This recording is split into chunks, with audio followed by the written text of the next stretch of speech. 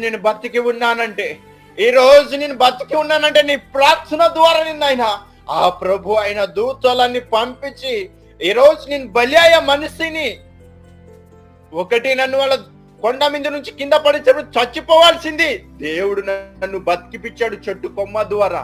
రెండోది, ఆ కొమ్మ నుంచి కింద పడినప్పుడు అడవి మనుషులు అది నన్ను వాళ్ళ దేవతకు బలి అర్పించాలని తీసుకెళ్లేటప్పుడు దేవదూతలే వాళ్ళ కనపడే దేవదూతలు నన్ను ఇంటి తన నడిపించిన ఆయన. ప్రార్థనలో ఉన్న శక్తి ఆ దేవుని ద్వారా ఈ రోజు నేను రక్షించబడ్డాను. ఏ దేవుని నమ్మి ఉన్నావను, ఏ దేవునికైతే నువ్వు ప్రార్థన చేస్తున్నావు, ఆ దేవదూతల ద్వారా నన్ను రక్షించాడు నాయనా అని ఆయన పాదాల మీద పడి అక్కడ కన్నీరు కాచి ప్రార్థన చేస్తుంటే, తండ్రి నా ఆత్మ ఈరోజు బహుగా సంతోషిస్తుంది.